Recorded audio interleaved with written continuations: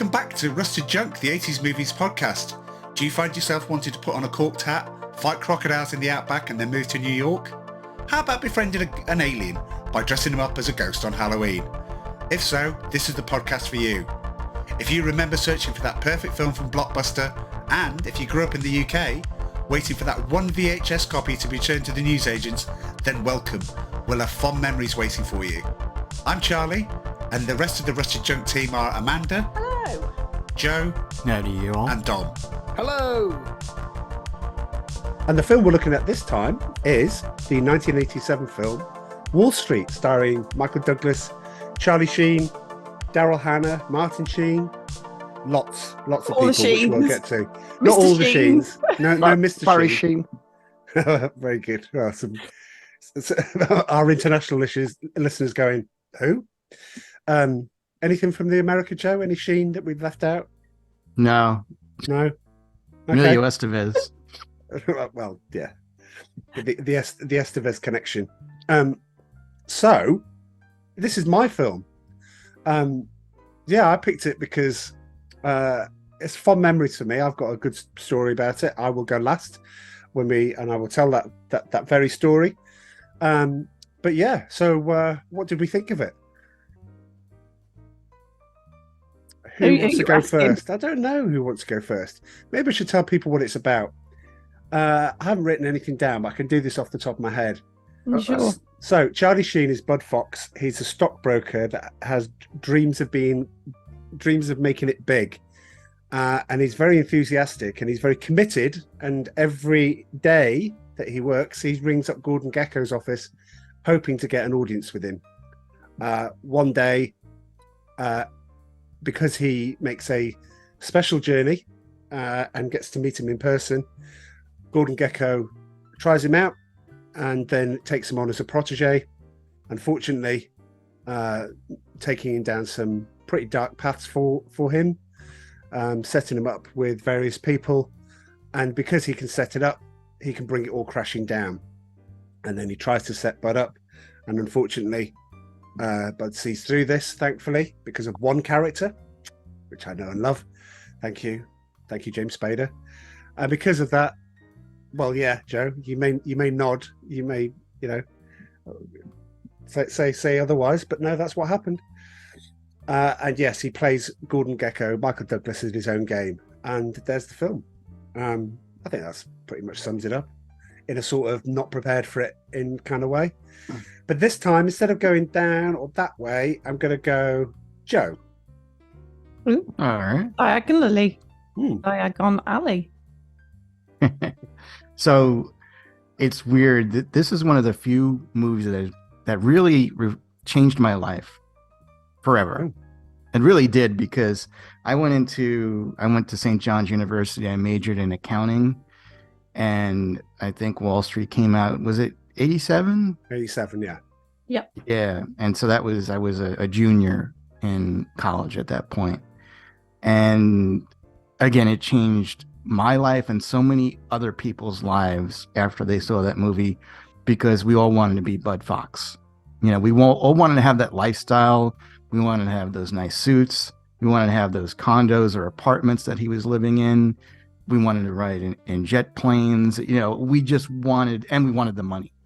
And there was such a huge surge in people getting into finance and Wall Street and becoming traders just because of this movie. And that's what I recall.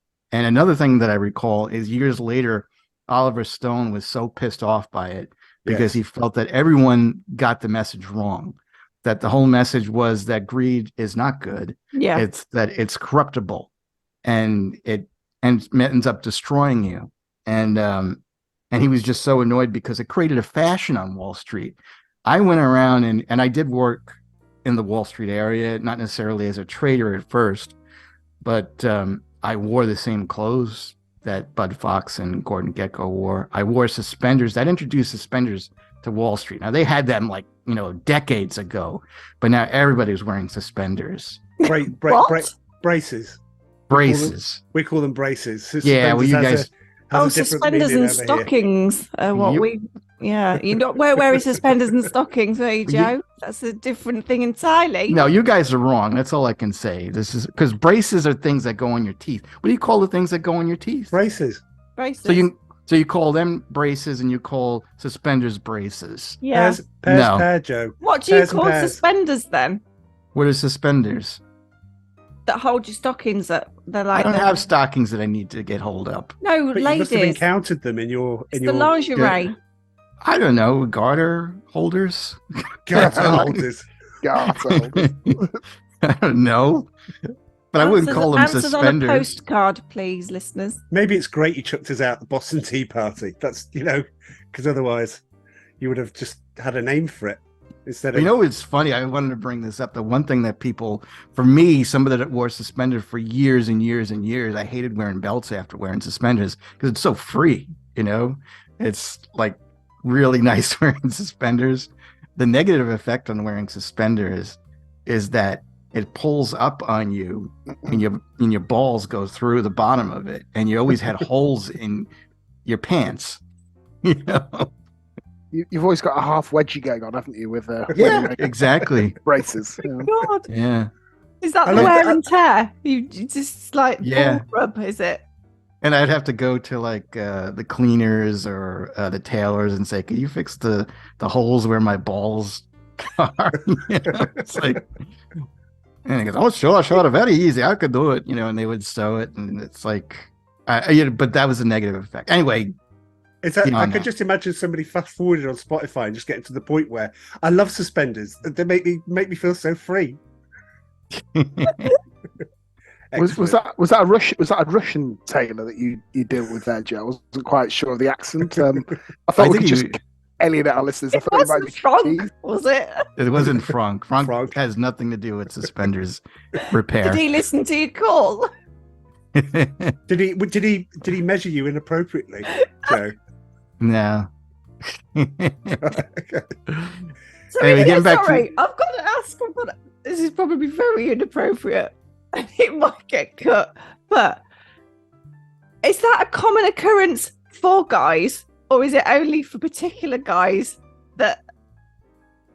Oh, that are very well endowed in that department that get the wear and tear in that area. No, because you have to realize too, it not only went through that, it went through your underwear was involved too.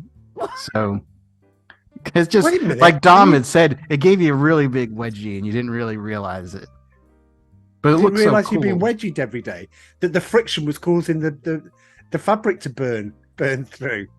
Yeah, you're not wearing polyester trousers, though, are you? When you've got your suspenders on, these are primo woolen suits that Joe's on. But you can't wear polyester on Wall Street, hey?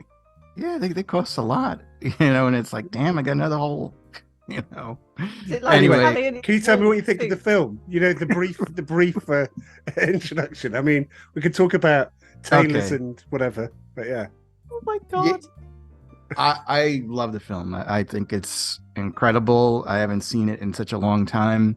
It's aged a little bit just due to the technology, because it kind of looks funny just to see them using computers with just like green screens, and we're so much more advanced that it's just so easy to trade now than it was back then.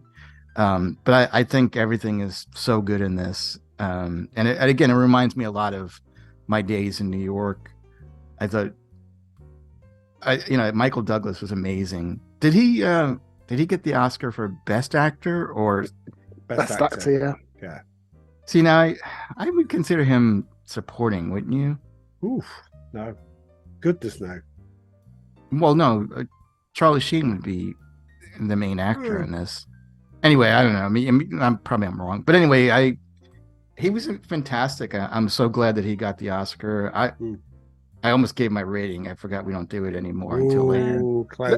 Let me just chip in on Oscars, because I do like to shoehorn these in, so there's a bit more of a natural flow here. But it was a pretty weak year for Oscars. Best Actor, I think, 1988. So Michael Douglas won it for Wall Street. The other contenders or nominees were William Hurt for Broadcast News, Marcello Mastroianni for Dark Eyes, Jack Nicholson for Ironweed, a lesser Nicholson film, and God help us all, Robin Williams for Good Morning Vietnam. So for me, yeah, that is weak. That's a home run for Douglas to win. So that's definitely great performance and deserved Oscar win, I think. Oh, but on that Oscar thing, I know we're drifting all over the place, but this is the only film to win a Best Actor at the Oscars and a Razzie. It's the only film that has won it in the same year that has won an Oscar. The Razzie was worst supporting actress for Daryl Hannah. Well, really deserved. Yeah. Who we'll get to, but the studio went all in on broadcast news for marketing and hype and all that sort of stuff. And broadcast news got 7 nominations, and Wall Street only got 1. Broadcast news didn't win anything, and Wall Street won its only nomination, which is Michael Douglas. Sorry to steal your Oscar thunder there. No. And I know, like, we talked recently about all these great directors like Scorsese and De Palma and what's my favorite guy? Again, I'm getting a brain thing. Kubrick. You got to add Oliver Stone in the mix. You have to, yes. Yeah, definitely. Wow. Okay. Well, there's a strong opening. Dom. I'm just wondering if my new souped up technology, where listeners can actually hear me these days, can actually pick up my intake of breath when Oliver Stone's being put in the same category as some of those other directors. But we'll get to that. Perhaps we'll get to that. Not sure personally he's got the same rich stable of hits and classics that some of those other has, but we'll see. But this for me is a highlight of Oliver Stone's career. I haven't got any life-changing anecdotes like Joe has about this movie. As per most of the films we watch, I was too young first time around to watch it and appreciate it, so I would have watched it sometime in the 90s. I did have a bit of a Oliver Stone thing going on. I think after Platoon, I chased down quite a few of his films to consume those, and perhaps Wall Street was when I first saw that. But my kind of intro to this, my thoughts were, it's been a while since I've been surprised as much on a rewatch as I was with Wall Street. I haven't misremembered a film as much as I have done with this one for a long time. And after a run of kind of solid 6.5, 7 scores, I'm not going to give my score, no spoilers yet, but with Fatal Attraction and Risky Business, I was looking forward to sitting down, smoking an illegally sourced Cuban cigar and getting my big boy 10 out of 10 paddle out. And, without spoiling things, my 10 out of 10 paddleboard has stayed firmly in my pocket. That is a paddleboard viewers on YouTube. I'm not just pleased to see you, but I'm just going to leave this intro. I'm going to tee up Amanda, whoever's going next, with a little bombshell to ignite the debate. And that's to say, this film should have been called Gecko, not Wall Street, because there's one brilliant performance in this film and some less than stellar other supporting performances. Ooh. Battle lines are being drawn. Right. Amanda, Toodle Pip. Right. I'm not saying Toodle Pip, by the way. I'm saying... Yeah, sorry. you're not saying bye. Yeah. Bye. Right. So, we watched this film over 3 nights. I'm glad we did. The first night was about 40 minutes each night, wasn't it? Something like that. Something like that. Oh God, I couldn't have watched it all in one go. I was so bored the first 40 minutes. Second 40 minutes, it got a bit better. But the third 40 minutes was a lot better. That was, although the scene where his dad's obviously had, was it another heart attack? And he turned up to kind of be by his bedside, and he was starting to cry. I actually burst out laughing. Sorry. I just thought, I don't know if it was the frame of mind. I was really looking forward to watching this film because I thought, Wall Street. I've not actually seen that movie. I've seen bits of it. Again, it's the classic. I've seen bits of that. Never watched it the whole way through. So I wasn't looking forward to the fact that Daryl Hannah was in it because I don't rate her as an actress anyway. And yeah, I was looking forward to it, but I was really disappointed. It didn't do anything for me, I'm afraid. Wow. Well, I'm glad I chose it for you, sweetheart. But, at least we did watch it in bits. I looked around in the second bit and expected to find her going, and I'm like, this is Spinal Tap all over again. You're not enjoying this. I don't think you should be allowed to watch it in bits, by the way. Just, in my opinion. You might want to do it otherwise. Wasn't my choice. And I think we owe it to our listeners to sit there, darkened room, in stony silence. Well, I would have been asleep then. I'm curious, is she going to dislike this more than Popeye? Popeye? Oh, you've just given it away. Oh, he did? Okay. Right. Okay. Well, there's the best kept secret just out the hat now. That's the film that Joe is going to make us watch. No idea what you're talking about. Oh, good. Yeah. That's fine. That's why you didn't have to say anything. I knew she didn't know. No. Yeah, but Dom did. Isn't Popeye Robin Williams? Yeah. Joe. Well, I don't know if Charles has got the bleeper ready, so I'll just reserve my opinion. But oh my goodness me. Yes. Okay. We'll fly over. We'll fly a contingent. We'll all come over to see you, Joe, but not to shake your hand. Throw tins of spinach at you, maybe. I don't know. No. Well, we talked about it. It's my maybe did we talk about it on my podcast? That's why we talked about it on your podcast. That's why I thought we already said Popeye. All right. It's my revenge. Sorry you guys are victims of all of us. The worst of Robin Williams films. Do you know how bad that is? Wowzers. Right. Thanks. Well, anyway, my opinion. Right. Memories of where I first saw it. I'd said to Dad, Mum and Dad used to go away, as we talked about in the last podcast. They used to go away. And they used to watch films on the plane. So most famously, the worst film he's ever seen on the plane, he said, I came back and I saw that What About Bob? And it starred that fella out of Ghostbusters and Richard Dreyfuss. It was the worst, most annoying film I've ever seen. And I was like, oh, I've got to go and see it, because Dad is no barometer of whether a film's good or not. However, when he came back, I said, did you, I was genuinely interested for this film because it's in the trailer at the cinema. And I went, Dad, did you watch Wall Street on there? He went, yeah, I did. Yeah, didn't like it. Bit rubbish, really. I went, oh, really? Then I went to see it. I hadn't much of a clue. It says putting on his other light. Sorry, that's better. I hadn't got a clue what was going on for quite a lot of the film because I was 15. But I can't remember if I saw it before or after Fatal Attraction. But obviously it was the same year. And I was just visually impressed by how it looked, how it's directed. I could pick that up. Michael Douglas was just everything for me. The character Gordon Gekko was just who I wanted to be. And yeah, I was too young in order to get the fact that he is the bad guy in this, but it's another seminal film and it seems to be Michael Douglas that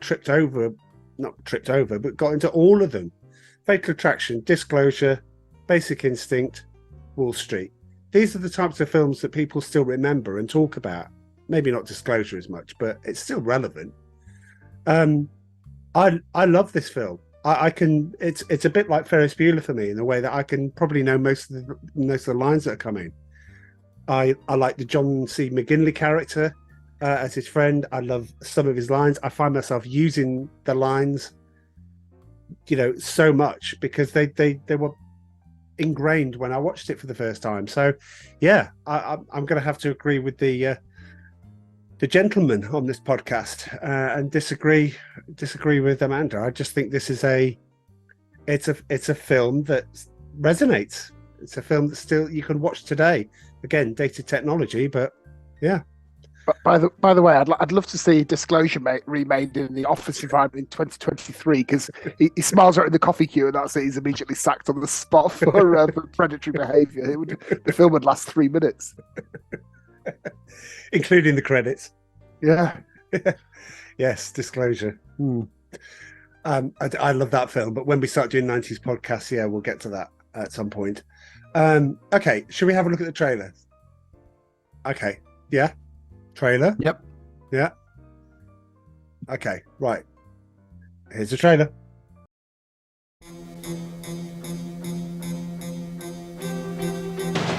From the director of Platoon, Wall Street. The stock is plummeting. When it hits 18, Buy it all. Something big is going down. I want to know where he goes or what he sees. I want you, pal, to fill out the missing picture. Mr. Gecko, that's not exactly what I do. Where you can trade your honor I could lose my license. That's inside information. for power. If you're not inside, you are outside. I know what this guy's all about. Greed.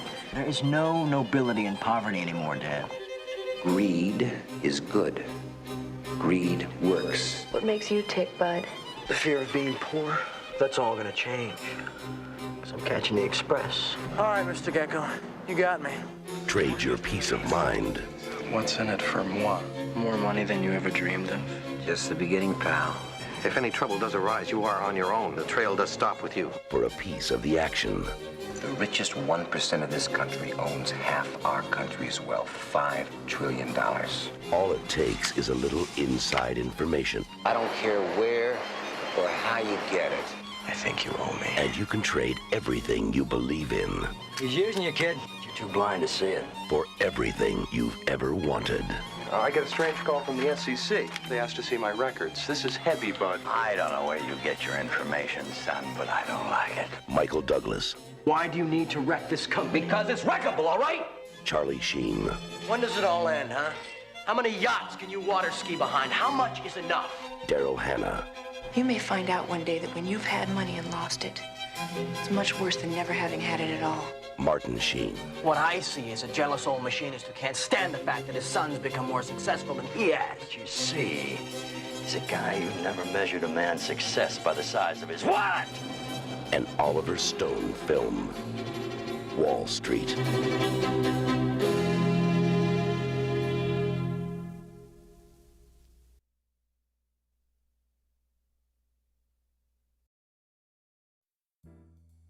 I like that trailer. Why does anyone want to pick out why I like that trailer so much? Because it's long Well, no, it tells you a lot. and about it tells the you film. most of the film. Oh, because there's loads of James Spader in it, Ugh. and it's not proportionate. to Wait a how minute, long he's in the James film. Spader's in this movie? Very good, very funny. No, I'm serious. No, you're serious. Yeah. He played the lawyer. Did he? I wondered why you scowled when I said that. Oh, James Spader's responsible for the end. It's because, spoiler alert, it takes Bud into the meeting, which would never Well, that's just happen. it. I say this over and over, Charlie. No one really knows who James Spader is over here. Apart from the Blacklist, probably the biggest show on Well, maybe they do US now. TV. Oh yeah, but they know it, so they look back as Ultron. Well, I know Ultron. I have to. Sorry, I need to adjust my internet really quick. Okay, I'll be right back. all right, okay. I think Joe's running because of he doesn't. He's got too much. He's going to have too much to say for roll call. While he's away, Dom, have I spoiled part of your Oscar bant that you had ready? No, I've come to terms with the fact that it's never going to be a winning feature. You know, I've been looking for my own spin-off podcast entitled Oscar Bants, but it just doesn't seem to be happening for me. So, you know, I'll continue to flog this dead horse for a while yet. But no, I think Love your little Oscar Bants. Yeah. Oh, well, Amanda, there's been no theme tune developed. Charlie's not commissioned his Indian subcontractor £5 to produce one for me. Yeah, I know, it's dark days. When we rebooted the format, I thought, hey, here we go, it's my moment. But Oh, you know what? I think you should do well, that. Thank you. Yeah. Oscar Bants. Let's take Okay, a quick vote while Joe isn't here. Votes for? Yeah, I do. Yeah, well, no, I'd vote for it. I'll get my contractor from the subcontinent on it, and let's see if we can get you something there. Or we could just make one ourselves. Oh no, let's get something done. I Get a can do a little keyboard out. freestyle rap. Yeah? While we're here, should we update roll call and trivia time, or do you think that they're all right? Where has Joe actually gone?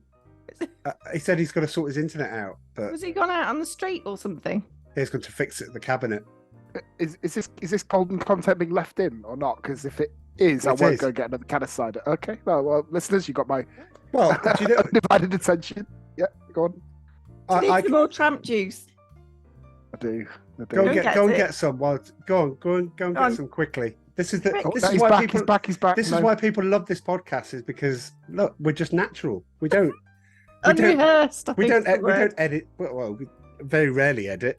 I just take out the bits at the start where I get it wrong. More often than not, even though I leave most of them in anyway. All right. Well, if viewers notice me shaking later on in the pod, it's because I only had 2 cans of my cider, so that's on Charlie. I don't mind you getting up when somebody's going to talk. That's fine. It's only the people on YouTube, and they don't mind. They're lovely people on YouTube. So yeah, go for it when you see the right break. 4 viewers on YouTube anyway, haven't we? Oh, we've got loads. We've got 66 now. 66. Tickety click. Oh, actually, no, there's more than that. We had over 300 at one point. So yeah, we're getting there. We're building it. At one point. Yeah, at one point. It's come back down though. We're building it. Realised we're rubbish. No, I think it's genuine. It's because of the films we pick. Some of them go over 300, and some of them go around sort of 60, and so on. So it's genuinely, and sometimes you can never predict it. On our audio podcast, there's loads more that listen on audio. Yeah. So if you listen on audio, we do love you. You're wonderful people. You're lovely. But you can't tell me that Lesson Zero is cold in the 3rd spot in our entire repertoire of podcasts. No, stop berating the customers. You can't like that.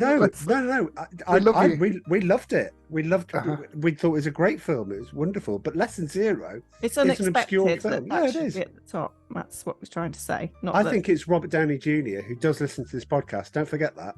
Do you think? Because he listens to this podcast. I think he's. God, I hope he does. Look at that. I love you, Robert Downey Jr. He'd be encouraging me to get another can of cider. That's for sure. Well, he's sober. Don't worry. These days. Yeah. Is he now? Okay, here's roll call. Here we go. Roll call.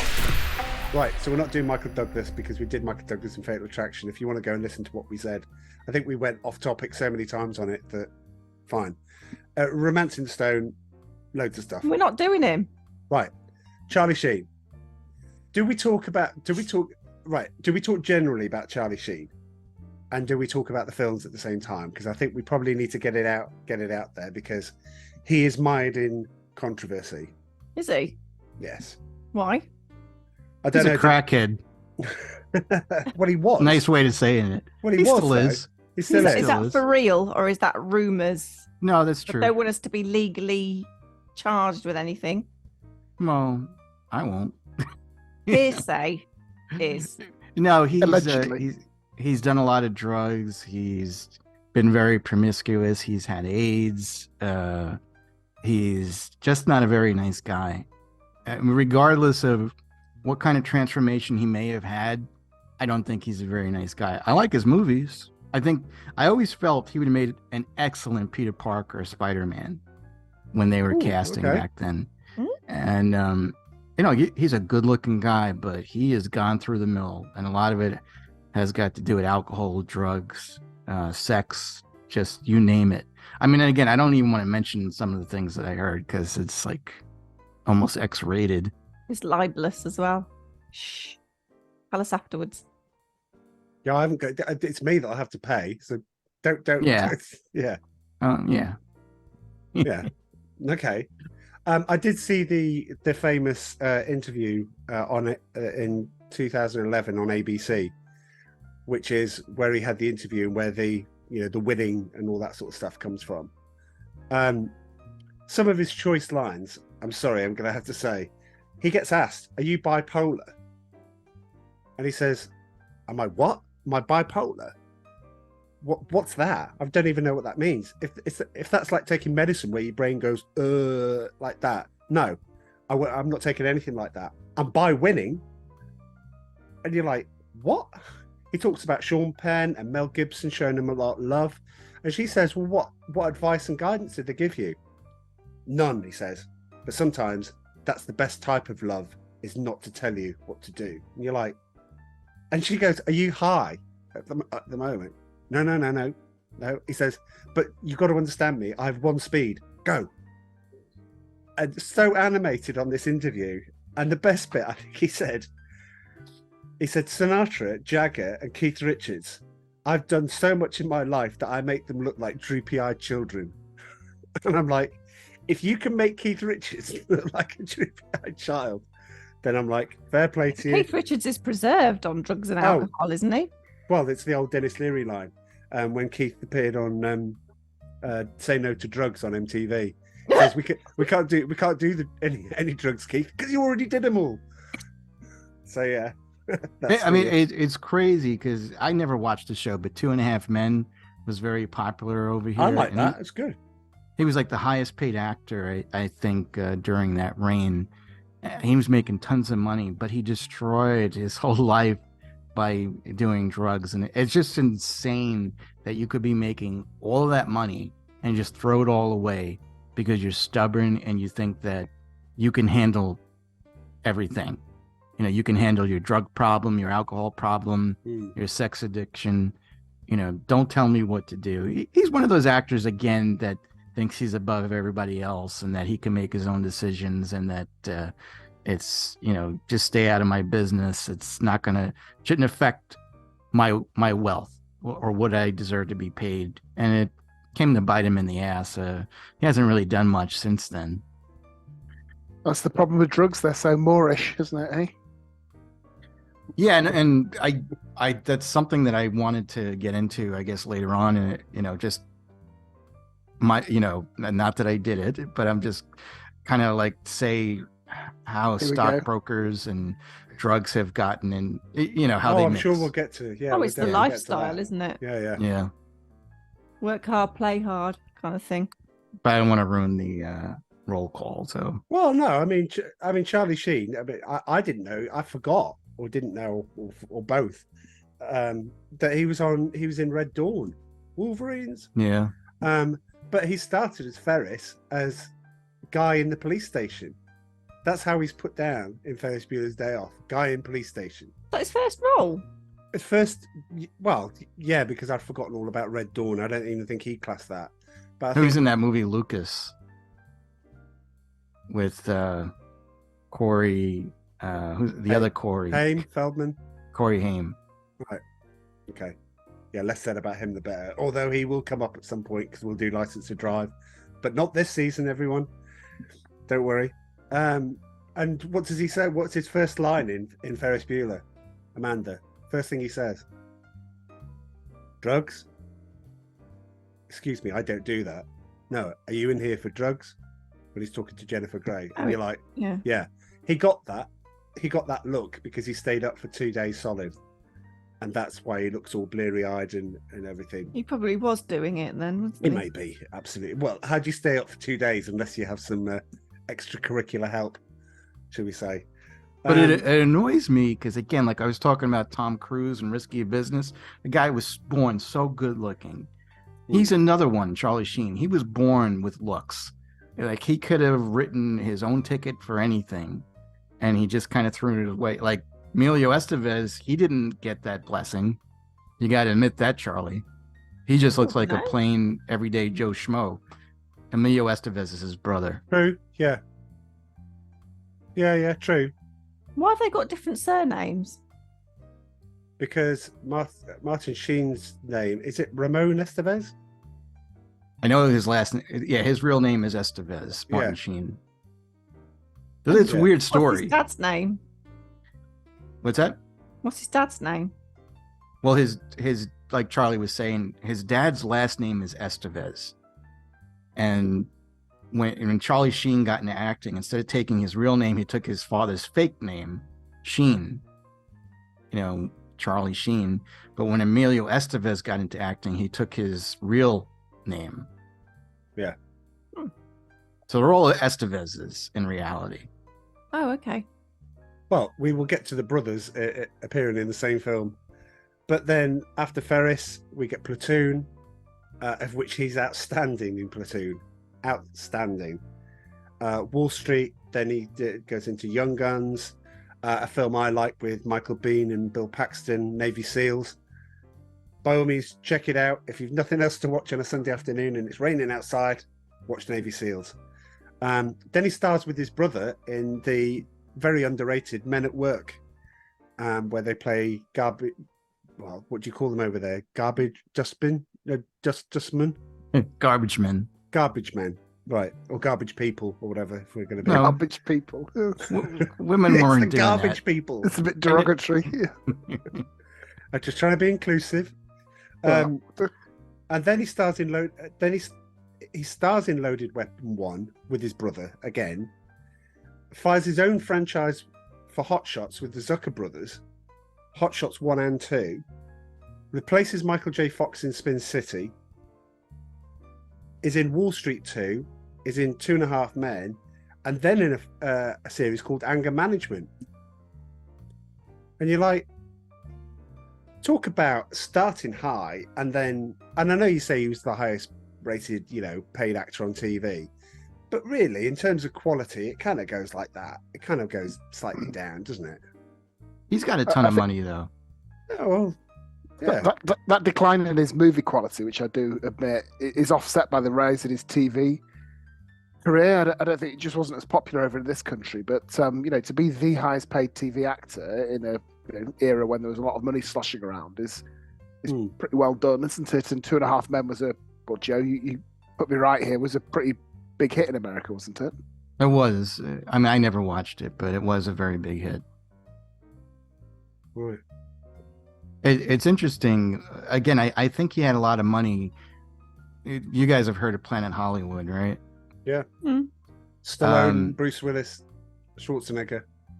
Yeah, I think the original one was in Manhattan, Midtown Manhattan, and I went there a couple of times, and he had a whole room dedicated to him, Charlie Sheen, but it was all of his baseball memorabilia. Like, he collected a ton of baseball memorabilia. Because of Major League and things like that. I guess he is a big baseball fan, but worth millions of dollars, like Babe Ruth stuff and Mickey Mantle. Very impressive collection that he has. But you list his films there, Charlie. But to be a bit provocative, let me just say this: Platoon is his only great role, I think. He's appeared in other good films, Wall Street, which we'll discuss properly, of course. An iconic character and a big film. But I would say Platoon is his career highlight, artistically, performance-wise, and nothing else comes that close, I would say, really. Oh, I don't know. Hot Shots 2 was all right. Well, I wouldn't say it Hot comes Shots close. Part Deux. No, I would say the thing that comes close to Platoon is Wall Street. Yes, absolutely. Well, yeah, and we will get to that probably in the scores, or maybe as we talk. But in Hot Shots Part Deux, by the way, do you remember he's in that scene with his dad? Yeah, where they pass each other on the boats. Don, do you know this one? Do you remember that? Bring it to life for me. So he's doing a journal dressed as Rambo because he's trying to be the Rambo character, and suddenly his dad comes in writing a journal as well. And he gets up and he sees this other boat coming towards. And as the boat comes, they both stand up, look at each other like that, and go, "Ah, loved you in Wall Street." They both said the same thing as the boats pass. Very good. Roll call. Let's keep going. Tamara Toney, who played Carolyn. Who? The receptionist at Jackson Steinem. I don't think any of us were expecting her to come up next. No, but the reason why, I know, because it's a very small role. Because you fancied her. No, because she played Sissy Houston in the recent Whitney Houston biopic. But when I'm looking at that, I'm going, well, that's not the reason I'd include her. She starred in 1,308 episodes of As the World Turns. Who? That's a soap opera. That's not a big deal. That's 1,308 episodes. Not a big deal. Well, it's every day. I mean, they air it every day. It's like 1 year is 365 episodes, almost. Well, maybe not. As the World Turns, Joe. 300 episodes. So she's probably been on there for a good 10 years, and she may have started off young. I don't think it's a big deal, to be honest. Okay. All right. His buddy, John C. McGinley. You must hate Daryl Hannah. Oh, we'll get to her. Haven't even mentioned her. Well, we'll get to her. Okay. Yeah, she's on the list somewhere. Yeah. John C. McGinley's mate. He looks familiar. I just can't recall. Oh my goodness! What do you mean he looks familiar? Who was he? He's the guy that, hey, buddy. The guy that's like... Guy with the glasses. Oh, sat his next mate to at him. work. Yeah. 4 O'Clock I'm a Dinosaur. Okay. Yeah. Yeah, I recognise him from somewhere. He's had like bit parts, hasn't he? Well, he stars in a film that I really like, and called Sweet Liberty, which would mean nothing to anybody. But the roll call on that is Michael Caine, Alan Alda, Michelle Pfeiffer, Hal Holbrook, who's in this film as well, and John C. McGinley plays a very small character. He then turns up in Platoon. He then becomes an Oliver Stone favourite. He comes up with Talk Radio. He's in Born on the 4th of July. He's the chief in Point Break. Most famously, meme-wise on the internet, he's from Office Space, which is a wonderful, wonderful film. And of course, how many episodes of Scrubs did he do? But yeah, he was in Scrubs. How many movies did he star in? I just picked out the best ones. There are quite a few. But those aren't starring roles, though. No, I mean, it's a character actor, isn't he? A supporting actress. Yeah. I mean, that's why we really don't know him. Yeah, and to be fair, you've got, I mean, moving on, if you go to Hal Holbrook, who's the guy that goes, man looks into the abyss, sees nothing staring back. The wise old guy at the firm. Oh, at the end. White hair. Yeah. Well, that's Father Malone from The Fog, for you horror fans, because it would instantly recognise who he is. He stars with Michael Douglas in The Star Chamber. We talked about that when we talked about Fatal Attraction. Star Chamber is a great film. He was in Capricorn 1. He played the informant Deep Throat in All the President's Men with Robert Redford. He was in Magnum Force with Clint Eastwood. He was in The Firm with Tom Cruise. He was in Under Siege. No, not that one. In a different film. And I'm kind of like looking, and then if you want somebody to be either the sage old guy or the sage old villain, Hal Holbrook's pretty good. Oldest man to ever receive a Best Supporting Actor nomination, 82. See, Oscar Bats. Is that For what? What did he receive it for? Into the Wild, which is a 2007 Sean Penn film, which Oh, okay. I'll be totally honest, I can't remember.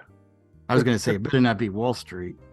No, but he lost out that year to Javier Bardem for No Country for Old Men, which is a film and a half, I think. Yeah, it is. That's 10 plus. Yeah. Yeah, I'll agree. Martin Sheen. Come on, somebody's got. Right, in fact, Amanda. Martin Sheen. Which one is he? He's the dad. Yes. Okay. What about him? Well, do you want to give me something that he's been in? No. I would start off with Wall Street. God. Can we not go for the President Bartlett in The West Wing? I mean, I can't believe we've got how many minutes into this pod are we now? 50 minutes before the West Wing's surfaced. Yeah. I knew it was floating under the surface like a. Well, The West Wing is one of the best TV series. Never seen it ever. Really? Well, you need to watch it. You've never seen it? It is brilliant. Do you know what? Charles made me watch it when we first started going out together. Oh, yeah. What year did that start? Oh, 17 years ago. Oh, that she started watching when it, or when West Wing started? Yeah, I was going to say. West Wing was late 90s. Yeah. Oh, okay. Sort of 97 to 2004, I think, something like that. Martin Sheen, Apocalypse Now, Gandhi, The Dead Zone. The Dead Zone, he's so good in that with Christopher Walken, where he plays a bad guy. Firestarter, again, another Stephen King. The narrator in JFK.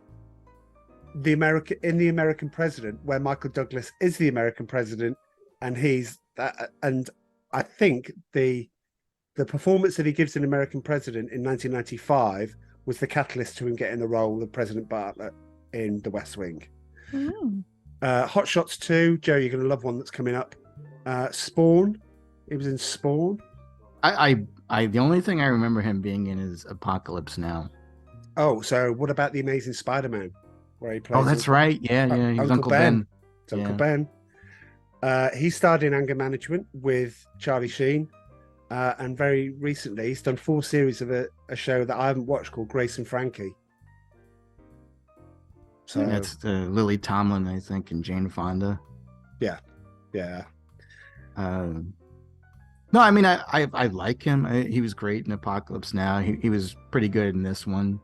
He does look a lot like Charlie Sheen. They do look like father and son. That's why I think Emilio I don't Estevez think was so. adopted. You don't think so? I think Emilio looks more like his dad. You think so? Mm. Okay. Yeah, his Charlie mother looks like the milkman's. The milkman, yeah. Let's get to it. Finally, it's here, Dom. Okay, rest easy. Daryl Hannah. Awesome. Rubbish. She cannot act. She cannot act her way out of a paper bag. That is not true. Right. Act. There's no redeeming features about. Well, there is redeeming features. She looks quite attractive. She doesn't. No, I found Glenn Close. She's got a man's type of face. So all right. She was great in Glenn Close Splash. territory, but she was great in Splash. I love that movie. I thought she was convincing as a mermaid. What do you want me to tell you? You know? Dim. Well, fish out of water. What? Yeah, exactly. Acting, fish out of water. Wet, bedraggled. Yeah, basically describes everything. Damp. Blade Runner. She was good as like a prostitute in Blade Runner. Replicant. Yeah. Kill Bill. I'm aware that I'm with the Kill Bill fan club here. Yes. Tosh, but didn't think much to her in that. No, she's the weakest thing in that, and I know because I've just seen it this week. So yeah, you guys are just haters. I mean, she may have had some bad roles and some bad movies. Whoa. No, Joe. Just turn that around. Tell me a good role, and you can't say Splash again. And I can't say Blade Runner. That showcased her acting, did it? And I can't say Kill Bill either. No, because she was awful in that. And if you dare bring up Roxanne, seriously, I'd have to just. Well, she was perfect in Roxanne because she was awful in Roxanne, but she was attractive, and the character was supposed to be attractive. Yes, she was. I think Daryl Hannah, but that's not the bar, Joe. Isn't she missing some fingers? Is she? I think she is. Yeah. Is this got something to do with the? No, I'm pretty sure she's missing 2 or 3 fingers, and we just don't see it on film. You know, I did put in one of these conspiracy theory things. Like, I'll look it up, but I'm pretty sure she's fingerless on one of her hands. Fingerless. We've gone from missing a finger to now fingerless. Yeah, she's half a head, I think. Is actually a mermaid in real life. That's the only way she could pull off the movie Splash, is if she is actually some sort of mermaid, because there's no way she can act in that character. But if you're talking about, look, I'll be honest with you. If you talk about Splash as a seminal film, which I don't think it is at all, there are parallels between her and John Travolta. She does nothing after Roxanne, pretty much nothing, until she's picked up by Tarantino to star in Kill Bill, and everyone goes, "Oh look, there's Daryl Hannah from that mermaid film." John Travolta had exactly the same thing. If you go back and look at John Travolta's films from the 80s, my goodness, there is not a lot there to pick from. So, which is why he probably won't feature much unless we do Staying Alive, which we won't. But yeah. So yeah, she's missing her middle finger. So she can't. Finger got stuck as she was pulling on her grandmother's well, and then the rest is history. Way to lose you. Could she not come up with a better story than that? Oh no, I cut it off in the well. Well, we're gonna have something better than that. That coyote was gonna eat that child, and I saved it, and it tore my finger off. But even with that handicap, she's still a decent actress when you think about it. That's why you should give her even more praise. Joe, you've got 3 really blank faces when you say that, and you've. What was a Quest for Fire? That's another one. She was in Quest for Fire. I don't even. Do you know? I don't even know what that is. That was about like early man. Yeah. She's not that bad. She's not the best. She didn't have a speaking role in it. She wasn't wearing much. There's Joe's. There's Joe's. So you guys did see the movie? No, I just hazarded a guess. Oh, while we're on the subject of talentless actresses, Sean Young. Who? She played her well. Again, she just played a drunk wife. I thought she was fine in that. There's no acting with Sean Young. And you're going to say Blade Runner. That's not an example. No Way Out with Kevin Costner. She's terrible in that. Ace Ventura. She's terrible in that. Blade Runner 2049. She's terrible in that. Do you know, in fact, wait a minute. I'm going to pull out from my bag o' trivia here. Charlie Sheen hated Sean Young that much on this set that originally Sean Young wanted to play the Daryl Hannah character and trying to convince Oliver Stone that she had that part. And Charlie Sheen says, I'm going to walk if that happens. There's no way. He put on her, when she was filming one day, he put on her back without her knowing, I am a C-U-N-T. He wrote it on a piece of paper and put it on her back. And well, it just goes to show what type of person he is. No, it goes to show what type of person Sean Young is. Because Sean Young has been sued by James Woods. She stalks ex-boyfriends. She sent him a disfigured doll in the post covered in blood, and we don't know where the blood came from. So let's not go down that. Let's go down that road. Do you think she had anything to do with Daryl Hannah's missing finger? Yeah. Well, there you go. Yeah, she had more fingers as well. Yeah. I have a funny Sean Young story. Oh, please. It doesn't involve her being in anything, so yeah, go. No, so me and my friend were out at this bar, and we met a couple of girls, right? And so my friend's like, his name was Todd, and he's like, let's get out of here. I don't want to be here. I says, why not? He goes, wait a minute, it's a 50s gangster again. Sorry. No, that's how he talked. Oh, okay, he sorry. Talked like Edward G. Robinson. Okay. You know? Sorry. And I won't interrupt. And he says, I says, what's wrong with her? She's hot as can be. And he's like, her name's Sean. And I'm like, so? And he goes, girls aren't named Sean. And I was like, well, what about Sean Young? And he's like, who's he? I thought that was funny. Very good. And he said, who's he? Yeah, we get the gag. Okay, so moving on after the Sean Young story. Terrence Stamp. Kneel before Zod. Yes, so we've got the Superman 2 reference. We've got Modesty Blaze. He was also in Young Guns, Priscilla Queen of the Desert. Oh, jeez. He played Jor-El in Smallville. I didn't know that. Yeah, I remember that. And was also the Chancellor in Star Wars Episode 1. Yep. So, yeah. Best part of episode, well, other than Darth Maul. But he was the only good actor in Episode 1. I've got some trivia about Terrence Stamp. It caught my eye that his father was a tugboat stoker, which I thought was a pretty good profession. Yeah, tugboat stoker. That's going to be my pseudonym for my next for the next pod that we do. I just think he's had a brilliant life. He's like the epitome of the swinging 60s, isn't he? He was hanging around with all the Rolling Stones. I think he was Michael Caine's housemate. All the nightclubs in London. Nearly got cast in Alfie, in fact, but Michael Caine took that kind of career-defining role. And at the age of 64, he married a 29-year-old bride called Elizabeth O'Rourke, who he first met in a chemist shop in Bondi, New South Wales. She's of Australian, Indo-Singaporean parentage. I just thought, fair play, Terrence Stamp has had a hell of a life. Yeah, lucky bastard, for sure. Yeah. And he's good. Yeah, and he's good in this. All from the loins of a tugboat stoker. Yeah, no, he's very good in this. I mean, he's kind of playing himself essentially, though, isn't he? A suave, sophisticated man about town Brit. But yeah, well, he comes up barely with in this movie, though. He comes up with one of the best lines. I could sell this stock now just to burn your ass. I love that. That's a good impression. No, I heard that plenty of times. I heard like in the 80s, he kind of just gave up on acting and became like a hippie.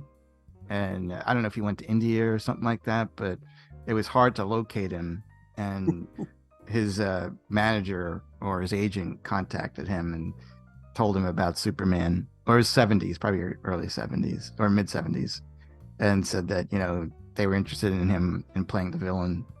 But no, he'd given up on acting, and if it wasn't for Superman, that would have been it. Wow. To finish off roll call, James Spader, of course, Pretty in Pink, Lesson Zero, Mannequin, Sex, Lies and Videotape, Bad Influence with Rob Lowe, Bob Roberts, Wolf with Jack Nicholson, which I rewatched, and that's really good. White Palace with Susan Sarandon, Secretary, the S&M with Maggie Gyllenhaal, Ultron in the Avengers films, and Robert California in The Office. Wasn't he in The Blacklist? Crash? Yes, he was. Yeah. Yeah. If you pointed a gun to my head and I had to pick out James Spader from a lineup, I'd be dead. If you didn't pick out James Spader from that, I would pull the trigger. I'm honestly, everyone else would have to be black. I mean, that's the only way to be able to pick him out. Right. So when you watched Ultron, and Ultron copies the mannerisms of James Spader, the head turns and all that sort of stuff that he does. Do you not know what his face looks like? Oh, jeez. There's no point discussing this, Joe. He's in the same category as John Cusack, i.e. beyond reproach in Charles's eyes. All this section's going to be edited out of the pod. Oh, yeah. I'm gonna AI you in where you go, yeah. Everyone loves James Spader over here. Generational talents that he is, yeah. I just have to feed a few lines in, Joe, and then I can copy. He was mobbed at Heathrow Airport when I thought he was English just because you liked him so much. And I'm like, he must be a good actor over in England. It's like, 'cause I never heard of the, the first time I heard of him was, who was he in Pretty in Pink? He was Steph, Blaine's mate, the rich guy. Oh, I thought he was the father. I have no idea who he is. Good Lord. Anyway, right, just in case, we're not going to use AI, by the way, because AI is dangerous, so we're not going to do it. But if ever I say the words Howard the Duck is a terrible film and should never be watched, then you know that AI is in play, because I would never say that. Well, you speak for yourself. ChatGPT wrote most of my preparation for this pod, so woo AI, that's what I say. Oh God, I get your money back. Do you pay for chat? Yeah, you do, don't you? You have to pay for it. I never have to pay for it, mate. Oh, artificial intelligence or not, no. You get artificial intelligence to write your way around the pay. Yeah, fine. Exactly. Right, let's get to the film. Wall Street. It gets a 79% critic score and 81% viewer score on Rotten Tomatoes. So that's where we're sort of starting. We're not going to do scores yet, but we are going to go into the film. I think the film starts off well with the commute and showing the commute as part of it, showing New York in wonderful majesty. We watched it in 4K. Some of it was a bit shonky, if I'm honest. What word's that? Shonky? Yeah, I was going to say that's an Made English word. something up. No. Dom, back me up here. Yeah, I think it is. I think it's largely made up. Is it a cross between wonky and shoddy? I don't know. Yeah, shonky. Yeah, I've heard of wonky. Right. Shonky. There you go. See? Oh See, if you learn nothing else on this podcast, then you just learn a new word. Wasn't he in the Shrek movies? Donkey. I'm going to look it up. Donkey. Shonky. So part of me not having a clue about what they're talking about. How are those Septembers? I don't know. How about those Decembers? Joe, the hell are they on about? Those are options. They expire in September and in December. So like you can buy like options, like you can buy calls and puts. Calls, you're hoping the stock will go up. Puts, you're hoping the stock will go down. But you don't buy the actual stock. You buy the option to buy the stock once it expires in September or December. So like, and someone that owns that stock, that owns like say 100,000 shares of Endicott Steel, he has to forfeit that stock to you because he may have sold the rights to it. But he also makes money, because I used to do that. Like I used to own Chrysler Corp and it never moved. So I used to always create like an option, and they'd give me $100 and say like the stock was trading at 30, and I would say create an option for they were called covered calls for $35 a share. So if the stock goes up to $35 a share, I have to forfeit that to the person. I still get $3,500 for 100 shares. But now, like if the stock is trading at 55, I lose out of like that thousands and thousands, a couple of thousands of dollars. And the person that has the option is profiting from it. Right. But also with an option too, you're not, it's only like most of them are like when he said 1,500 shares of Endicott Steel, that's actually, or 1,500 not shares, calls of Endicott Steel. That's also based on 10. So when he would exercise the option, he'd be buying 150,000 shares of it, but he'd only have to pay like maybe a couple of $1,000s for it. So it's kind of cool, but it's scary. You know, the one thing, it's legalized gambling is what it is. And I've made a lot of money. I've lost a lot of money in the stock market. And like that guy, I always say the guy, Hal Holbrook's character, he would have never existed in real life, because they would just fire his ass, because he's just basically not pushing stock on people. He's pushing safe things. And really, most people don't want safe materials. It doesn't help profit the company, you know, and he was just so calm and collected. Nah, doesn't exist. That's a fictional character for sure. Right. Okay. What did you think to the, probably the worst person to ask, Amanda, but what do you think to start the film? Bored. Oh, okay. Bored. You just need one word. What part of it in the first 40 minutes? Obviously, you watch it in chunks. Did any part of it, that first 40 minutes, because that 40 minutes probably takes you up to, you know, to being recruited by, you know, having the thing with Gordon Gekko. And I quoted it. I've got a line written here, but I can't remember who said it. Somebody's got to pay. Not going to be me. Not going to be me. That's the actor we hadn't. That's the way he says he DK'd him. And it takes Martin Sheen to get the audience to go, DK? I don't speak that language. What do you mean? I still don't know what it means. Well, he says that it's don't know. I don't know the trade. DK. Yeah, but like the customer, like back then, again, they didn't have records of who called or whatever. So right, I could have said, you know, oh, buy me 100 shares of this stock, and then the stock goes down, and then you say, well, you know, the stock is settled, you owe me a couple of $1,000s, and then the client can say, well, I didn't authorize that trade, so he doesn't have to pay for it. So the guy that has to pay for it is the guy that took the sale, you know, who is Bud Fox in that case. Wow, okay. And you know, or it could be like, you know, like if you say I want to buy a stock and you say that I want to buy it at $10 and the stock goes up to 12, and you buy it at 12 and the customer knows about it, he could say, I didn't know it went up to 12. I agreed on 10. So you have to cover the spread, you know, from 10 to 12. That makes sense. Right. I can see Amanda glazing over again going, look, yeah. I like the start of the film. For me, my trajectory of this film was started solidly and then started to tail off. But I think it's interesting you watched it in 40-minute chunks, because one of my criticisms of the film is it is a bit formulaic, I thought. There's the first 40 minutes where he's up and coming, hungry man outside looking in. Then the middle bit is he's made it and he's enjoying the trappings of success. And then there's the kind of comeuppance and the morality tale. And for me, the best part of the film was this early bit where, yeah, you don't, well, Joe might be the exception, but the majority of people watching it don't understand the language and everything that's going on. But, you know, Oliver Stone makes that compelling anyway, well, for most of us. I think there's some really witty lines in there. You know, there's a lot of memorable lines in this film, but there's a lot of throwaway lines that were really good as well. So if this guy owned a funeral parlor, nobody would die. You know, stuff like that. It's entertaining. It's different. Is this the first time that Wall Street's been exposed to a mainstream cinema audience? I think probably. Certainly the most successful film that did that. And so, you know, I was with it. I was enjoying the ride. You're rooting for Bud Fox, who's not an entirely sympathetic character, but you kind of want him to succeed. And then I think when Gordon Gekko starts to appear and he's on screen, then he's a really captivating presence. You know, the camera loves him. He's got, as we said earlier, I think he deserves the Oscar for that. So for me, it was a strong start. I think so. I think you've got all the camera work. The camera work's going all over the place. And the only time that the camera stays in one place is when he goes to see his dad.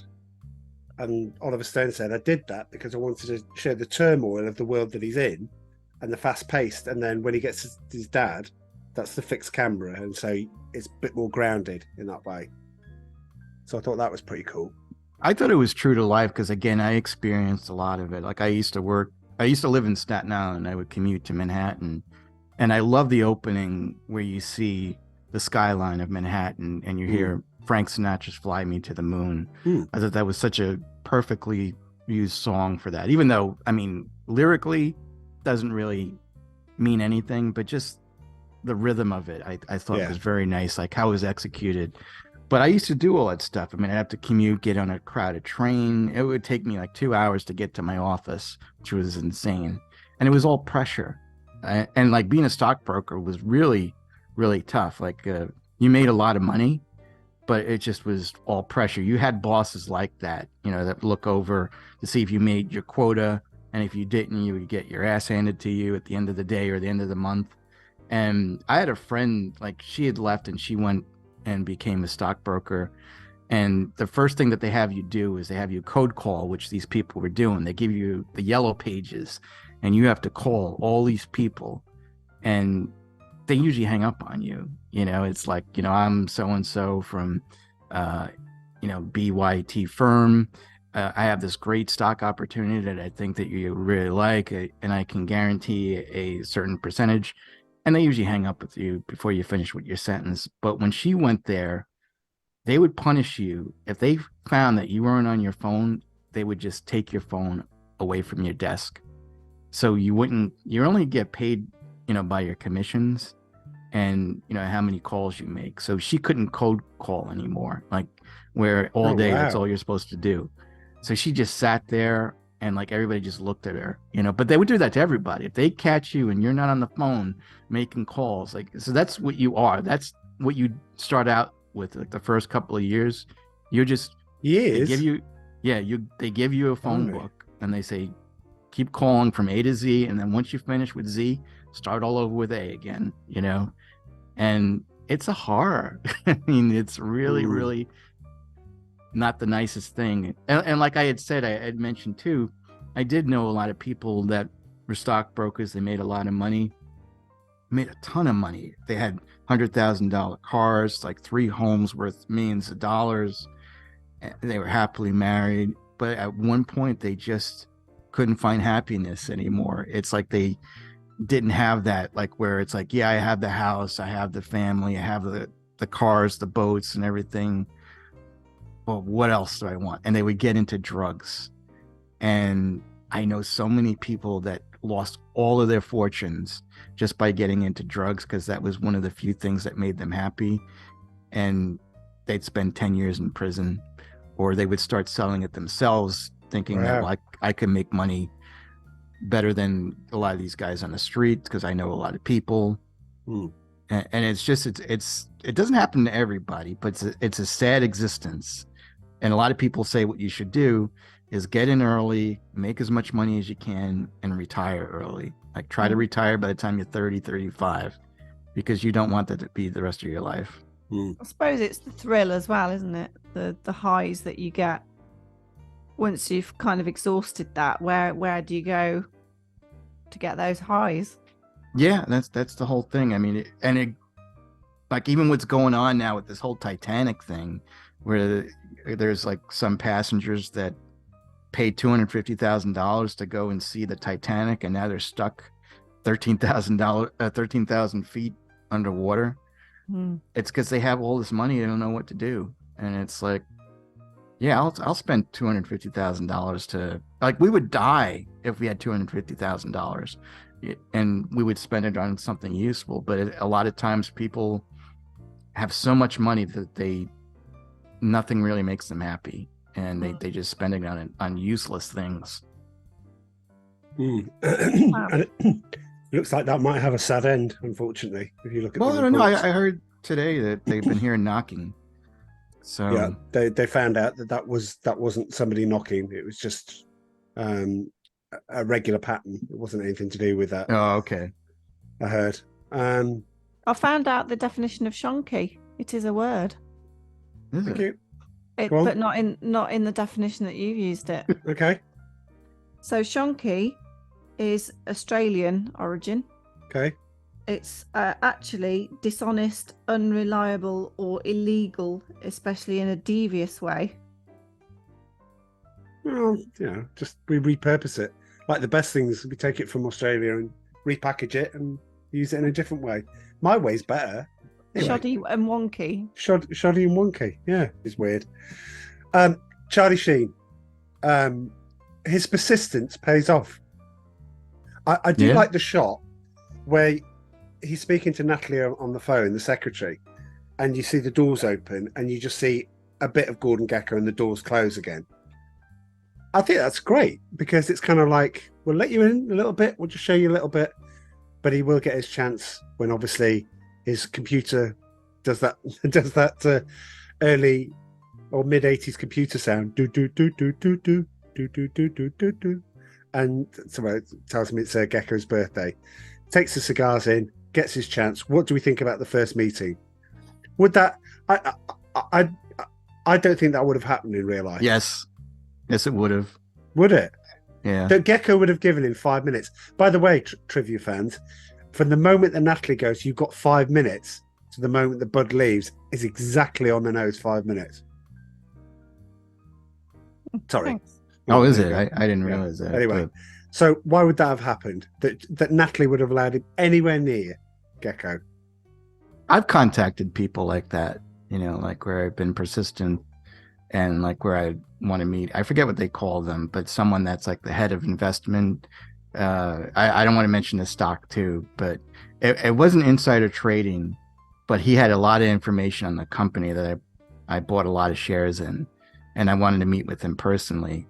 And he represented a group, and he usually wouldn't meet with people, but I was persistent with it.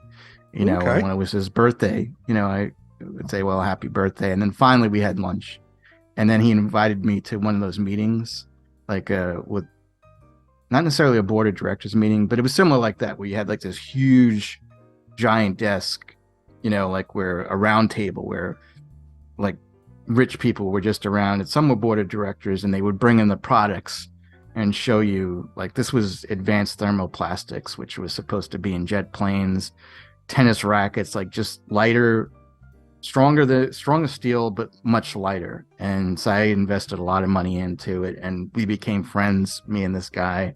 I got a lot of my friends to be part of it. He told me of contracts that they were in the making, and it seemed like it was going to happen. So it wasn't necessarily insider trading. It was just optimism. But the bottom line is, like, that's what you told the judge. Yeah. Well, no. Well, the stock plummeted, so all right, okay. I couldn't have gone to jail. But there was a point where the stock was in between 75 cents and $1, and I had owned like about 10,000 shares, and at some point it went up to $3. So I had made a lot of money, but like Gordon Gekko says, greed is good, So instead of selling, I bought some more, and then it eventually went to 20 cents. Oh dear.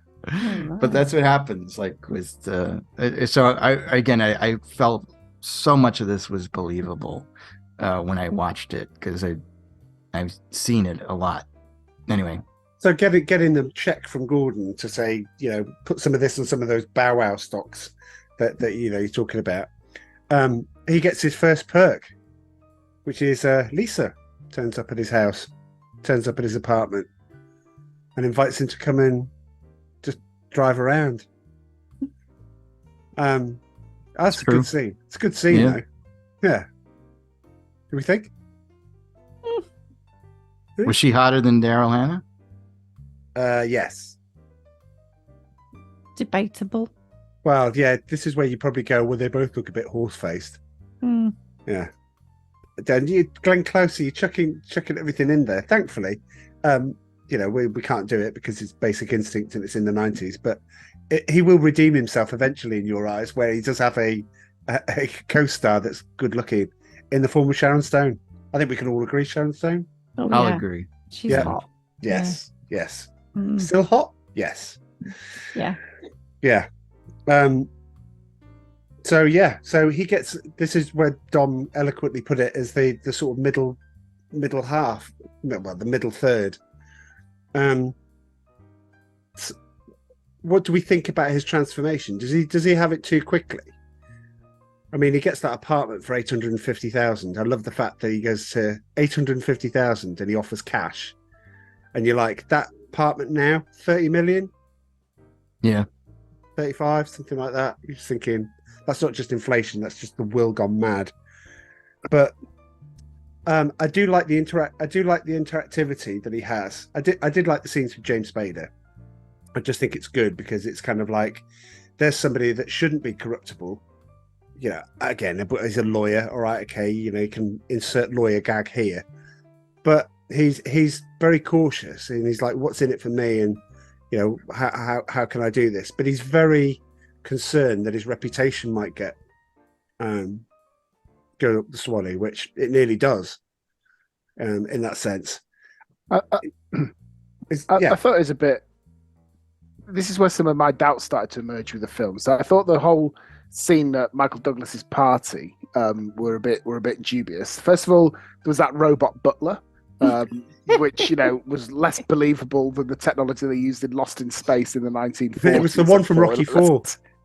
Yeah, right. Yeah, it wasn't, was it? No, and it sounds. I could no, look you. like worse. I could have had you.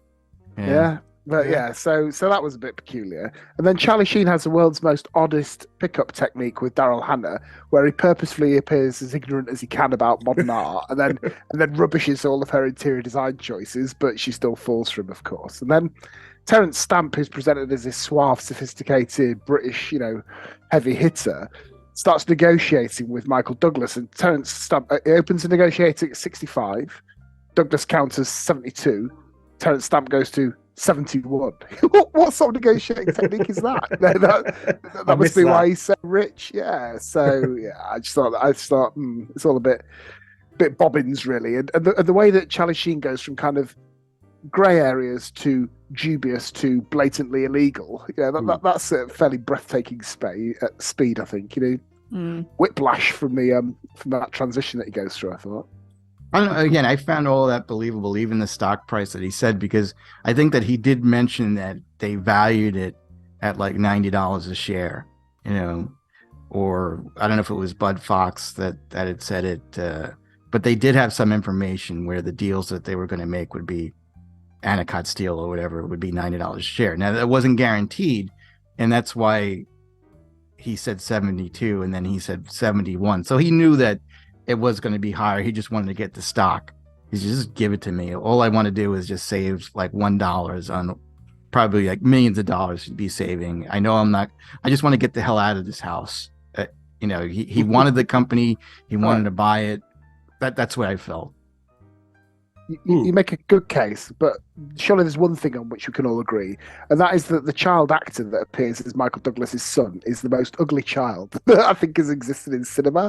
That's Oliver Stone's kid. In real life? Really? Yeah. Wow. Because he starts off by picking his nose, and then he's like licking where the snot is, and then it's all downhill from there, really. I thought, that's sad. Does explain what on earth. Yeah. Because I mean, the idea I got from him is that he's a spoiled kid. Yeah. That he wants something to eat. They're constantly feeding him. That's why he's a fat little pig. And to know that Sean Young's not a mom. Sean Young is basically. Can you dress him in that little cute outfit after a bath and all this sort of stuff? She's not a mom. She's barely. No, she's not. Getting drunk all the time. And the maids and the babysitters are basically slaves. She's just rich. All she does, like you said, she drinks champagne all day, probably does some cocaine, and then she goes shopping all day. But she doesn't want to have anything to do with her son. She goes, well, you wipe his ass. I'm not touching that butt because that's not my. I'm worth so much more. I'm above my own child. But that kid you're right. He was damn ugly. And to know that was Oliver Stone's kid. Yeah. That's wrong. He should have never put that kid in there. You're so mean. It is. Or Charlie. Me or Charlie? Both of you. Well, look, if it's any consolation, I've just Googled him as an adult and he scrubs up all right. He's not. That's good. I thought the way he was going, they might keep him in attic and feed him on fish heads, but he's not like a normal civilized member of society. So Sean Young's acting when the doorbell goes, oh, the door, and you're like, he was drunk. No, but she can't even play drunk well. She's like, right. We talk about the worst British accents of all time, which I think you and I agree, Joe, is Don Cheadle in Ocean's 11. I don't think there's anything worse than that. The worst drunk ever committed to film, and I'm sorry to go a bit nerdy on this point, is Deanna Troi, Marina Sirtis in Star Trek First Contact, where she's at the bar. That is the worst acting I might have ever seen. And in this case, Sean Young goes, "Hold my beer," or "Hold my champagne," and she is. There's just nothing. If I was Charlie Sheen, I would have continually put that sign on her back. I know it sounds awful, but I think she's hot too. Oh God, Joe, no. I'd have What's trouble going between on? her and Daryl Hannah. I really would. But I'd probably choose Daryl Hannah. Oh, Low bar. No low bar, very high bar. Mm-mm. I'd choose Natalie, the secretary, over those two. She looked like she had something. Oh. She was David Burton's wife, by the way, from Talking really? Heads. Yeah. Hmm. There we go. Slip in little bits of trivia here and there. Right, come on, we're moving Anyway, on. Teldar paper, the speech. Greed is good. Good speech. It's a defining speech. I never understand why he broke up the company. He didn't have to, other than to show his arrogance that I just want to make more money than I have to, because he had to know that was going to affect his relationship with Bud Fox. Oh, right. Okay. So we're moving to Blue Star. Right, That's what I thought you meant. No. They the tell greed the is shareholders meeting with the greed is good. That's a speech. We could actually move this along. I would actually like to say before we move to the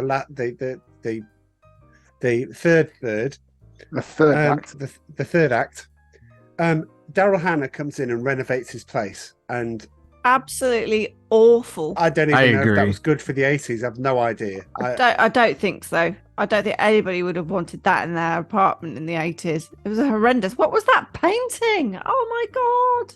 The one with it looks like a mixture between a monkey. It's horrendous. You wouldn't want that looking at you. And what was that? What was that glass table about that had no glass in it? No, it was awful. But the whole thing is Charlie Sheen wanted to have sex with her. And when you had mentioned, why would, because his conversation with Daryl Hannah's character, why would she still finding it interesting? Because she wanted to have sex with him because he was attractive. She was attractive. Maybe not to you guys particularly, but in my 80s eyes, she was very attractive. I wish she would have had a fishtail. That would have made the movie so much more better for me. Absolutely. They have 80s sex, by the way, in the film. They have Top Gun sex. Silhouetted. No. Blowing things. Can I just go back to the mermaid sex reference, though, please? Because if you were actually going to sleep with a mermaid, would you want the top half to be a fish or the bottom half? Because, to be honest, there are pros and cons, I think. Really, I'm not sure this has been considered carefully enough. We've discussed this. Oh, no, definitely the bottom half. That is... Sorry, go ahead. Rub the tail, they turn into legs. Well, even if she just was half fish. Something. Now, I'm more of a leg guy myself. I probably would have liked, but it would have looked weird if the you would have had the legs and you would have been staring at a fish. I mean, as long as her head was human. That's good. No, you can't. You've got to have one or the other. So my answer would be the top half female and the bottom half tail. Where would you? Oh God! I'd find it. I'd find it. It has to be something there. There are other avenues to explore. Should we say? Where's the hole? I'm sure it's there. You probably have to look for it. You probably have to pull it down a little bit. Well, without demeaning the podcast, you're speaking out of one, so At least in my scenario, you've got one. In yours, what? You've got two that are fish head. Anyway, I think they need to remake Splash in 2024 where the top half is a fish, and we'll see where that goes. They are redoing Splash, which kills me. But they're having Channing Tatum is playing the mermaid this time. God. They're sex swapping it. I'm definitely making that spin-off podcast, and it's going to be called "Leave My Stuff Alone." Leave the 80s alone. Just leave it alone. Get your own. No, that's what I'm going to call it. Get your own. SH. I fear change. That's snappier. No, it's not. Just because you like Fatal Attraction, the TV series. I mean, right? Can I just say something as well? This massive apartment that he bought. Why is it that they're in a very tiny kitchen in his massive apartment? Should get more for 850 grand. It's tiny. Yeah. That's like shit. shimmy along like the galley kitchen. You're like, surely if you've got that much It's like money. a kitchen on a train. Yeah. It's very shonky. It's it. Well, look at that catching on. If nothing else from this podcast, Shonky, can I just point out something? Very minor annoyance. They're making sushi. She's making pasta. They're making all of this sort of stuff. Why? Why does he go into the fridge, take out the ice cream and put it in the microwave? Are you going to have ice cream for starter by any chance? Or are you just going to let it defrost while you eat your sushi? Or in this case, let's just look at the food because it's like a work of art. Look, we need to move on from the continuity errors to the descent into soap opera territory as we get the redemption arc, don't we? And yes, honestly, so Blue Star Airlines. So yes, Gordon Gekko's going to buy it. He's going to transform it. He's going to do this. Bud Fox is going to be part of it. Great, wonderful. He then goes to see James Spader, and James Spader goes, "Oh, I'm getting all this stuff from Stopwatch. Anyway, do you want to come to this super secret meeting with me because they're talking about your airline?" Yes, like that would happen. And he gets sat in there and basically gets told, "Yeah, it's all going to be broken up." That's where he goes to Terence Stamp just to set the scene. Goes to Terence Stamp. Wait, that was James Spader? That's James Spader, yes. Oh. See, you said you wouldn't recognize him. I still don't recognize him. It's pretty lazy filmmaking just to kind of completely unravel the previous 2/3 of the film just by being in this meeting where it's all, a load of exposition which explains exactly what's going on, and then his kind of entire persona changes 180 degrees. Pretty lazy. I mean, it is focused that he's got to do this for his dad, who's had the heart attack as well. The bit where Manda started guffawing like Donkey in Shrek. Because for God knows why, because I had my back to her. I was like to the side and I was like, she's not crying. That's not crying. She's going, yes, you found that particular scene funny, didn't you, sweetheart? Yes. Bad actors. The union guy. We know what you're doing, Gecko, and you know what? Come straight from here, you go straight to hell. Go on, Joe. That's got to be your territory for your 50s gangster. Hey, see? We ain't going to get the support of the union, see? We know what you're doing, Gecko. Well, they would have gotten paid a lot, though. He's a terrible... I don't know who he is. I didn't even look him up. But he was awful. He was awful in the meeting that they had with putting the plates through non-existent glass. He was awful. He's awful in any scene he was in. Again, it's very real, though, because the problem that a lot of companies have, they do have union leaders and they're elected, but they get paid a lot and they get paid under the table, too. So, like, if they're going to break up the company, like, Gecko's going to silence them by giving them a lot of money and just having them tell their people, well, this has to happen. It's unfortunate, but that has to be the way. It's a great movie. And you know what I wanted to say too, which I thought was fascinating, is when Bud Fox first starts out and he meets Gordon Gekko, he is very clean. And he keeps saying, he goes, well, that would be insider trading and we can't do that, And Gekko kind of likes it off because, well, everybody does it, and it's, but. Well, he has that bit in the film where he goes out on the balcony and he goes, who am I? You have to appreciate... You have to appreciate Gordon Gekko for who he is. Like, even though he's a villain, it's, he knows what he wants. He knows that it's wrong, but he knows that it's important for him to be profitable. And, he doesn't distinguish between good and bad. That's why he's such a good villain. I really enjoy him as a character. I've never seen the sequel, which I won't talk about now, but I don't know. I just think it's something like that does happen all the time, where they call it a white knight will come in and try to save a business or corporation, and then a few months later they'll just sell it. It kind of happened with Marvel, if you remember. Like Marvel in the beginning, when it first went public, it was so popular. Everybody wanted the stock. It went really high, like in the first couple of days of trading. And for a while it was doing good. It was in a lot of mutual funds. And then all of a sudden it got mismanaged and they had to break up the company and they started selling the movie rights to all the different Marvel films, to all these major studios. And it was just sad. They were filing for bankruptcy and that's what happens a lot. It's kind of like when you watch the movie, you do get an education on how business works and how the stock market works, and I love it. Sorry. Yeah, well, we'll get towards it. I mean, what happens in the end, obviously, with Terrence Stamp, it gets Terrence Stamp, who forces the stock down. Terrence Stamp buys it, ends up buying Blue Star Airlines. You say you didn't watch the sequel, Joe, but there's a scene where he bumps Michael Douglas's character, well, Gordon Gekko, bumps into Bud Fox at a party.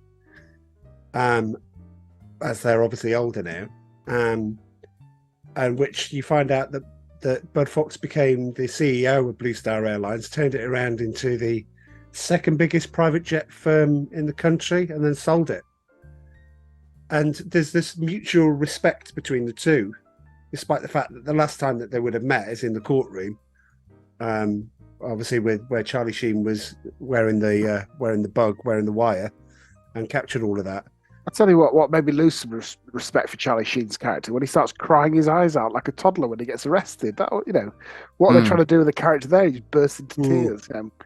Man up. That's what I say. Yeah, he'd be in a very cushy prison though too.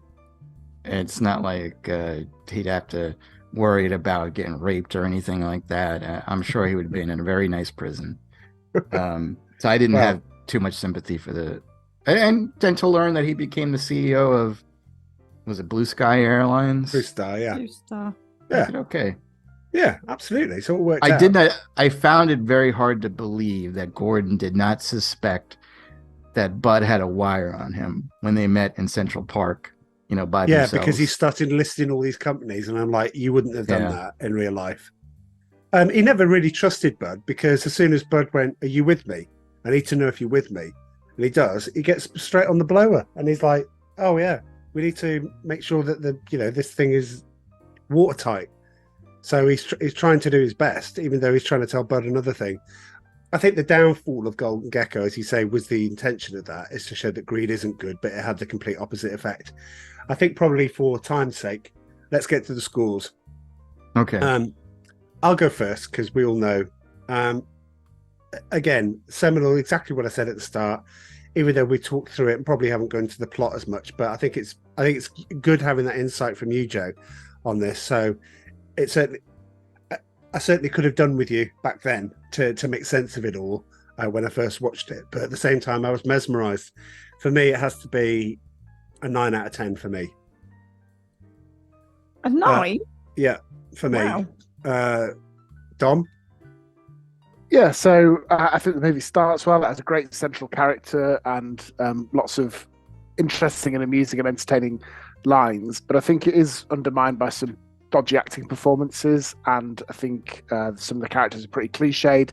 And I found the kind of second half of the movie pretty formulaic and predictable. So split my vote, and I'll sit on the fence a little bit. I'm giving it a 5.5 out of 10.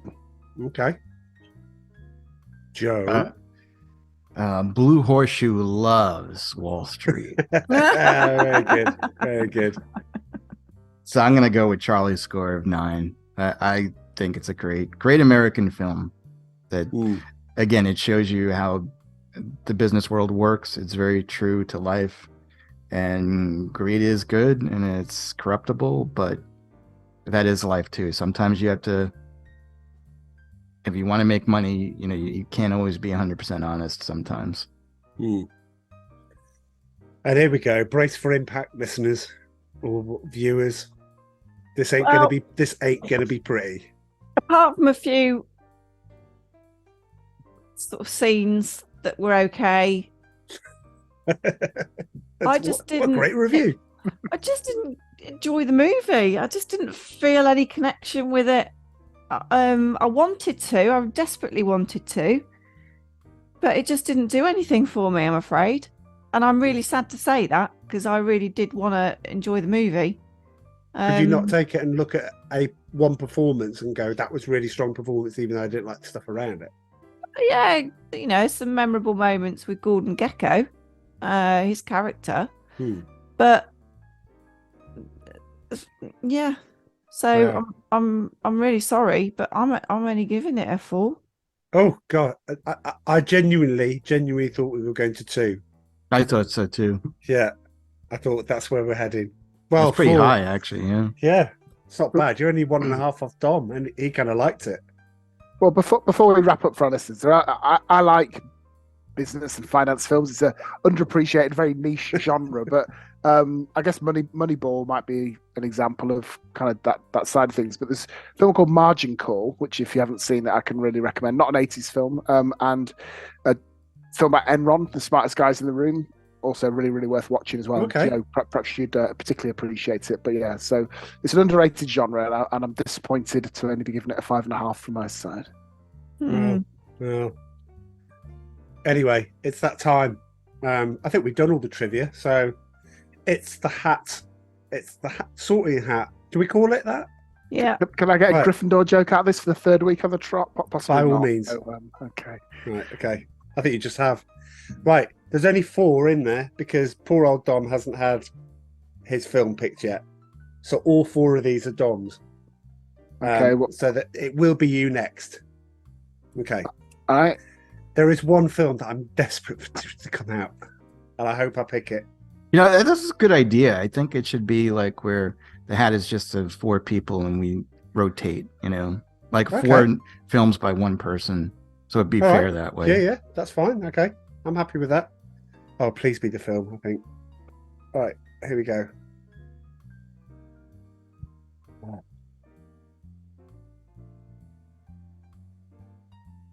Suspense. Legend. Oh, I didn't know you picked that. What's Spoilers? that? I love that movie. Well, I tried to pick films which would provide some debate. You know, they're not kind of stone cold classics. They're not turkeys. So I thought there'd be some middle ground for discussion. So that's why I. What is it? Well, there you go. You're in for a treat if you've not. Well, potentially in for a treat if you've not seen it before. So yeah, classic 80s stalwart legend. Okay, can I make it? I haven't seen this. You haven't seen it? No. Oh, my God. Lord. No. So I did want to say there's 2 different versions. There's an international version. Virgins. like an international virgin, yeah. Yeah, there's an international version, and there's the theatrical one that was played in the United States. Okay. I recommend the theatrical one. The theatrical one, the big difference is the score. The score was done by Tangerine Dream that did the music for Risky Business. And it's more fantasy-like. It's very memorable. And the international one, I think was done by, I forget his name. It could have been the guy that did the Rambo movies. But it's more like epic. Okay. I love both versions. I've watched both versions, but I think you'd appreciate the music more. It's more 80-ish. You know, but it's up to you. You guys can watch Well, it. it's just going to be more Conan the Barbarian and less Willow. Oh God! Let's just settle on the same version, whichever one we go for, so we're all having the same experience. Theatrical then? Yeah, do we agree? Okay, that's what we watch. Yeah, theatrical version, right? I guess so. Yeah. Yeah, right. I'll and then if you like it, watch the international one afterwards. What, the same film with a different score? Yeah. Yeah. If you really like it, and it's not right possible. afterwards. Okay, well, yeah. Dude, you know who's in it, right? Tom Charlie? Cruise, Mia Sarah, yeah.